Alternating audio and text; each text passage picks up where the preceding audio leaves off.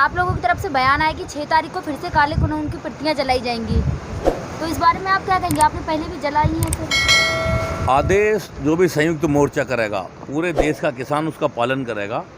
अभी आदेश संयुक्त रूप से आया नहीं है मोर्चे का। जो भी उनका आदेश आएगा, अगर वो कहेंगे काले कानून की प्रतियां जलाओ तो, वो कहेंगे विधायकों का घेराव करो तो, वो कहेंगे सांसद का घेराव करो तो, जो भी आदेश होगा। आपने कहा विधायकों का घेराव, वहीं सिंधु बॉर्डर या टिकरी बॉर्डर से लगातार खबरें आ रही कि पंजाब और हरियाणा में विधायकों का घेराव हो रहा है, यूपी में क्यों नहीं ऐसा? नहीं, हमें अभी आदेश नहीं आया हमारे शीर्ष नेताओं का। अगर हमारे शीर्ष नेता हमें आदेश करेंगे, संयुक्त मोर्चा आदेश करता है, तो हम पूर्ण रूप से उनका घेराव करेंगे। और मैं आपको जानकारी के लिए बता दूं, सबसे पहला बहिष्कार जनपद बुलंदशहर के गांव भैंसाखुर में किया गया था। वहां सांसद जी आए थे एक अरेस्टी में, सबसे पहले उन्हें वहां से भगाया गया था, गांव में नहीं घुसने दिया गया था। हरियाणा और पंजाब में तो बहिष्कार बाद में चला है। सबसे पहला बहिष्कार जो है बुलंदशहर के सांसद जी का गांव भैंसाखुर में किया गया था। उन्हें एक अरेस्टी में आए थे, वहां से उन्हें अरेस्टी में शामिल नहीं होने दिया गया था, उन्हें वहां से वापस जाना पड़ा था, उनका विरोध किया गया था। लेकिन आज भी हर जगह जो पंजाब और हरियाणा में हो रहा है, लेकिन यूपी में क्यों नहीं हो रहा? किसान यूपी में विरोध भी नहीं कर रहे। योगी जी आके हम मुजफ्फरनगर से चले भी गए, कुछ नहीं हुआ। योगी जी मुजफ्फरनगर आए, कोई चुनावी रैली करने नहीं आए थे। वो कोविड-19 का जो है निरीक्षण करने आए थे। उसमें सब हमारे भाई लोगों की जान खतरे में थी, किसान ही और मजदूर उसमें मर रहा था, गरीब ज़्यादा पिस रहा था, तो इसलिए उनका विरोध नहीं किया गया। अगर वो जो है किसी भी चुनावी सभा में आते तो विरोध जरूर होता।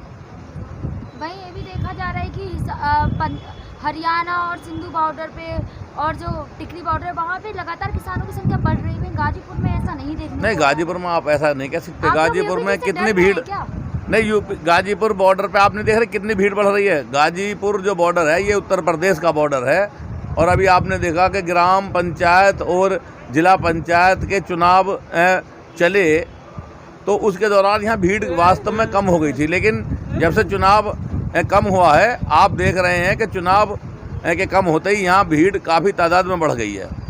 आगे बढ़ती निरंतर बढ़ती रहेगी। जैसा कि यूपी चुनाव को लेकर बीजेपी ने अपनी रणनीति बनानी शुरू कर दी है, तो आप उसको हराने में, जैसा आप बोल रहे हैं बार बार कि बीजेपी को हराएंगे, तो आप लोगों ने भी कुछ अपनी रणनीति शुरू करी है? बिल्कुल, क्यों नहीं करी है।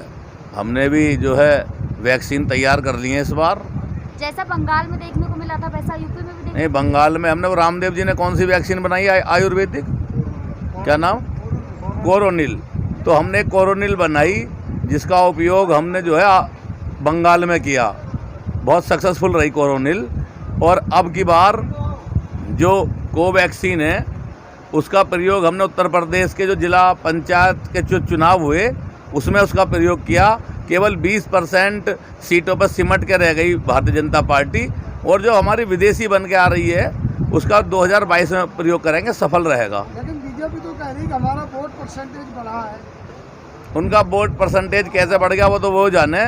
20% में सिमट के रह गए हैं वो ग्राम पंचायत के चुनावों में। कि आप लोग यहाँ रिकॉर्ड है ये, आप रिकॉर्ड उठा के देख लें। ऐसा नहीं लग रहा आप लोग यहाँ आंदोलन करते रहिए, वहीं यूपी में बीजेपी जीत जाए, क्योंकि यूपी में एजेंडा सेट हो चुका है, अभी से योगी जी की छवि अच्छी हो रही है? कोई बात ना, छवि उनकी अच्छी है तो किसानों के बीच में तो आएंगे ही वोट मांगने। अच्छी छवि है तो अच्छा ही जवाब दिया जाएगा उन्हें। अभी मीटिंग आरएसएस के साथ बीजेपी की मीटिंग चल रही है, मतलब चुनाव के नाम पे ही, कोरोना काल में ही, मतलब चुनाव के तैयारी में लगे हुए अभी से।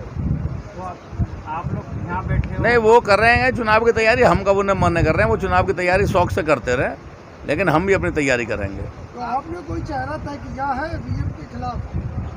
नहीं, हम तो केवल विरोध करते हैं, हम किसी का समर्थन नहीं करते। हम तो बस ये कहते हैं कि हम बीजेपी को वोट नहीं देंगे, बस केवल मात्र एक बात है।